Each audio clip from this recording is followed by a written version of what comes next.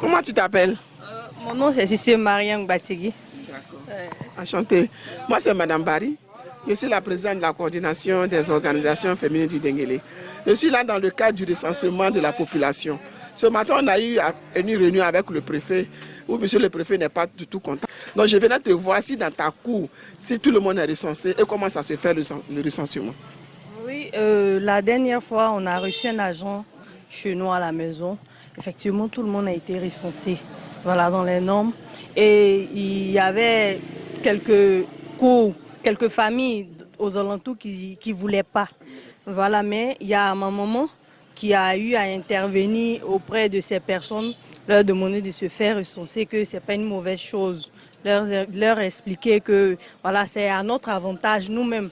Donc c'est pourquoi elle allait intervenir. Donc nous, chez nous à la maison, nous sommes déjà bien recensés. Donc voilà, il n'y a pas de souci. Est-ce que les agents recenseurs font bien leur travail? Oui, ils font bien leur travail parce que déjà, il y a la politesse qui est là. Ils sont bien habillés et puis voilà, ils sont très polis, ils font bien leur travail. Donc c'est bien. Mais les familles qui ne voulaient pas se faire recenser, pourquoi ils voulaient pas ces familles-là ne voulaient pas se faire recenser?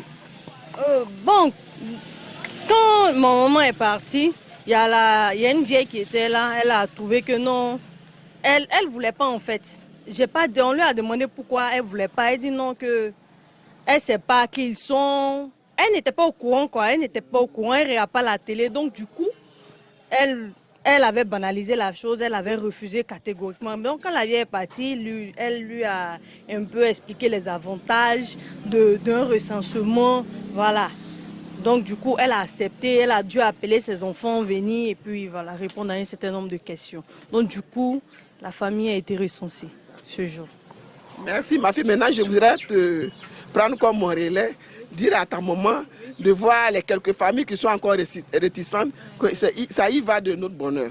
Quand on dit souvent telle ville est plus peuplée que Odiéné, ça dépend du nombre de personnes, d'habitants dans la ville.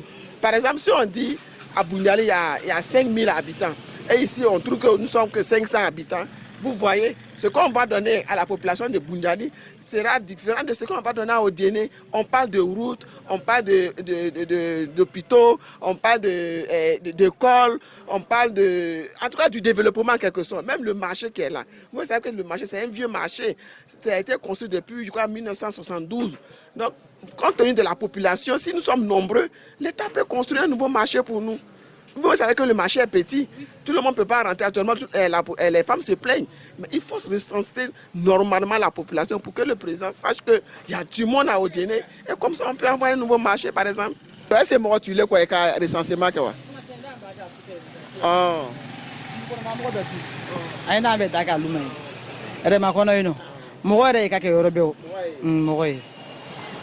Mais là, il y a fait quand même. Est-ce que le recensement est long? Agora jeni Aïe Sabari, Ali Mogomi, Alou Baïta Keke, Mogoto mi Aïda Faye, elle faut qu'on béri censé. Fundola doit beta lulu ko ndake. Adu alu bele ko ndake kirigiri. Parce que mo tete sur la téléphone donc souffert ake a souffert ake. Ananda ka souffert. Anya ka tie. Kanya fa nwa yake, akune kwanye dosro. Do ya fani a ogene ba to ko do troso brebete ogene boro gudron brebete ogene boro ou bien anye lokoro so ko bere anye usine ko mais ni mo da ma sheya andi se ko soro anya bo ami fani wiye ya mo be to ledia afo ne kwata denyire numa furu fo lu kono lutigi donc aye to lu kono mi kaka na lo fio aye mo to lu kono mi be se ka odi pour que mo dalo era na ya télévision awolo recensement ke makanya Moshan Bema Todi. Namena ko de tisona todi koma. Kwese ko wori arowa. Onyi nga wala. No, ayi ba manyere ke wa no. So adu alu ko ka di ko afa ko be karante di. Ne ka ba muso ntibe muso ba nche ko ba itake ya. Ayo de misani to meninga. Ya den to me den jo liboro. Ido ayi afa ko ka be to di. Aya ka tele be to le dia. Anu la ma fi. Allo mi na télé ben a checker firaya nous. Est-ce que allo ba ay recensé wa? Jean recensé ma jeune comme ça. La population recensée est au Karama. Anda kalama, on n'est pas au courant de quelque chose.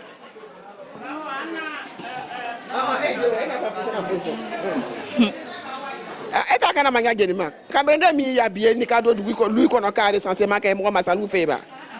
Mo ma san ve ben. Ni la da yorom te anda kalama. Bon mo masalu mi feba. Ni mo ka sai fe no. Aye bien todi. E kama ko recensement o korole ni dugu minda dugu de jate akalon. Gouvernement baraka nyamani. Ko anya goudron ko. Anya logofie ko. Alo ya ko logofie ba akoro. A logofie mi re lo akoro ni lere. Ayra akoro ni re. Mais amangoro ni ete mais ni ma jate alo brebre. Mais ni mo ka sheya. Gouvernement mena fosani mo ba muso ba sheya logofie ma. Anya logofie kula lo. Oloko so ni mo ka sai fe no. Aye bie todi. Kata dengire numa. Frufo lutri. Iba meke. Aye bena se na ma se ba. Aye bena se no. Alele. Problem taro. Ala olunda ma. La kene adi. Ala sawabu madi. Ala anda here karo. Ala anda shayaro. Ala benzema ke. Alu mi tere bana logo ya no. Ase mo iba ti malu fe no ka ay to se be afa ma ni ko recensement. O makeba. O makeba. Mais mo a chalu alu konen wa. Comme nous tere ba alu mayo. Ali ni mo se ni ka ke ni to karama. Ikase luma ye nyini ngalike ni mo se ni makai no. Aye to lu kono. Agent recensement mi recensement kani. Aye bana ma do lu kono. Ka mo itota. Mo tota mi ni ko jugute. Akunle ko ka mo da mi wo gene kono ya no. Ko jate ya lo. Ile re lo fie mi kono le ya ko lo fie ba akoro. Ikama ko anya to troso ko. Ko anya gudron goro. Ko anya to troso ko. Ko anya lo fie ko. Ko anya fe ko anya dugu nya. Ko usine ye ke ya no. Mo dan le akia. Ni mo ma shaya e ko da ba ko mo brete ya no par exemple ni ko ko ta mo ka ka shaya anta e ala ka do maja na anye mais o boto anyere lu o ka ka ni mo ka sai fe no kata dengire nu ma furu fo litri chokoroba aye bie tokoti o ka ka mo jate ya ka lonro president mi o re mi na andenje ado lonro ko mo ko ya no ni amala ko mo akoya o ala fa na ko abise ka kuma o mais ni to abu ka fa ko mo brete o genado ala ko ando asha ma koro wole no ay sabari ala ka ke na logofio ni mo ay mo akele ndo ay kofe no ay ka ya ka ndande to no mi kofe oro aka ke lutri o aka ka idenje o mo be tozi e ba me Amam. ay nu la o La blando la anjem. La kene se. alu recensement koro lo wa Ama okorola. alu na tere bana logofio ne alu ma recensement mo ma se alu fe luma baka ay to ka to sebe kay den to sebe kay ay che to sebe kay bonso to sebe ka aya luma mo be to sebe makeba Oba kan wo fi. Oba kan wo fi.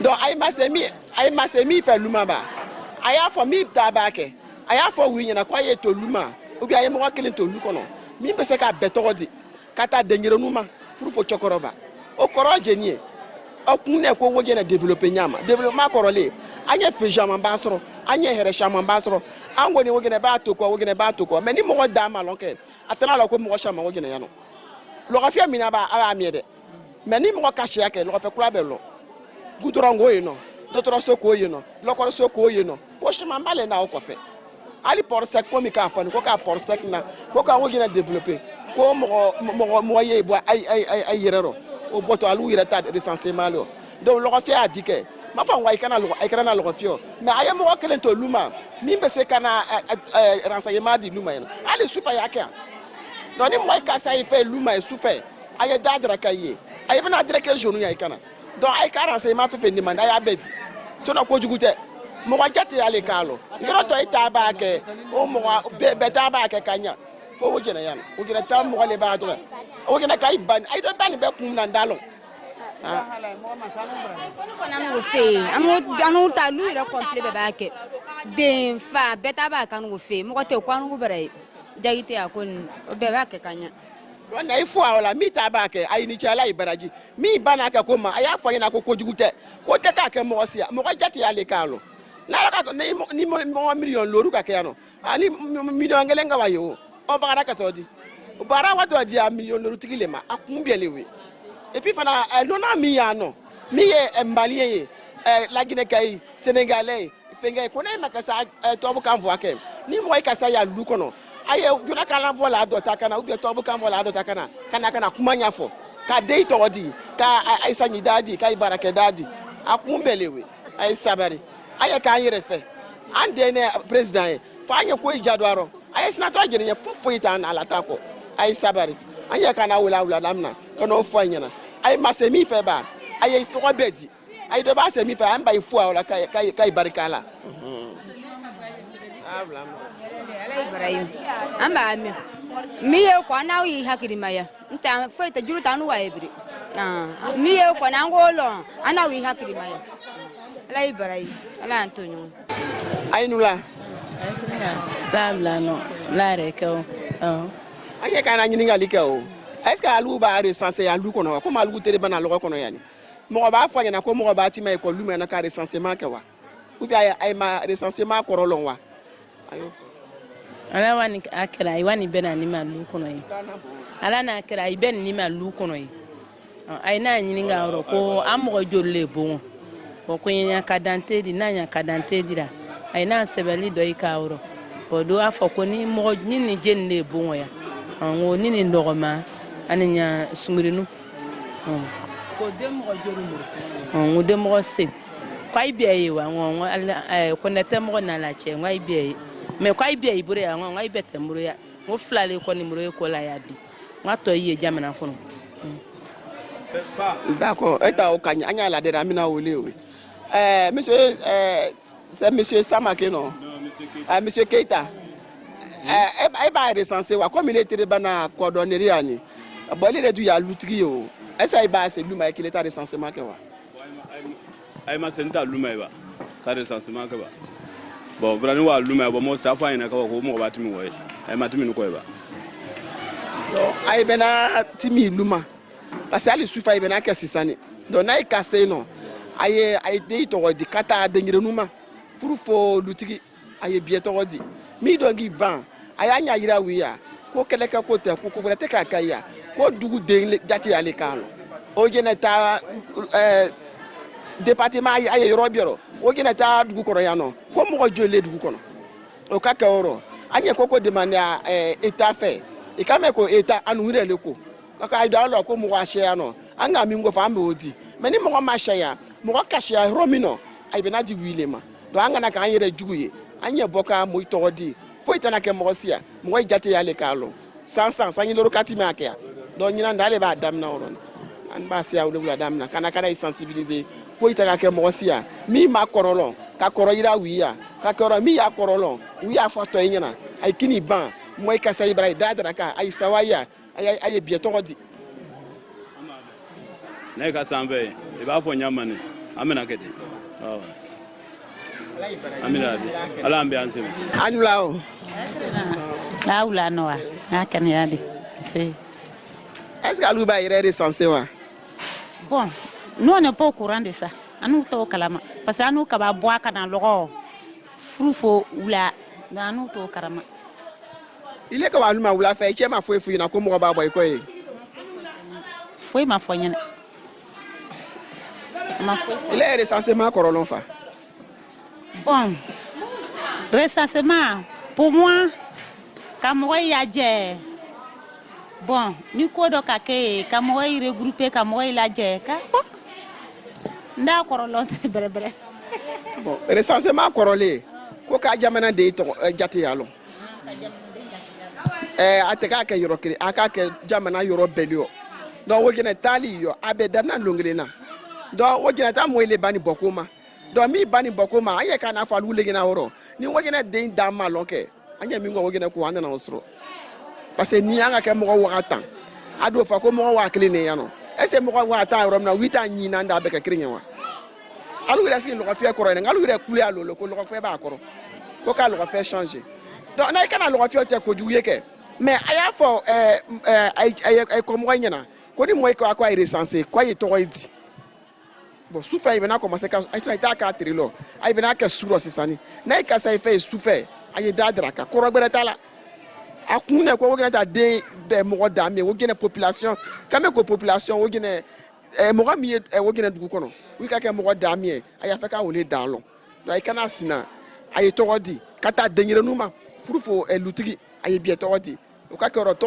jati akalo anga mimi ngofo ande nyefe abadama ai ba me ai kana sina ai kana to logoro te ka ko beto logo fietama ai ko do ke luma na ka be ko do yi ai onyabo ai do so kana logo fio ai ba me ala ko afa iko ai ala ko afa iko ai afo mo nga ke luma kwa ye rendez-vous ta na ye ko ai na souffre la ai ke souffre ai ba me souffre ta ere o bénéfice ya parce que muso chama ni wi ka ba bois soma parce que bon actuellement là ko yasha donc muso chama ka ba bois soma furfo wula donc na ka ke wula feta ka ke suota là c'est bon là be luma là c'est bien comme ça recensement koro mié amena au long et puis bon, comme ça c'est bien.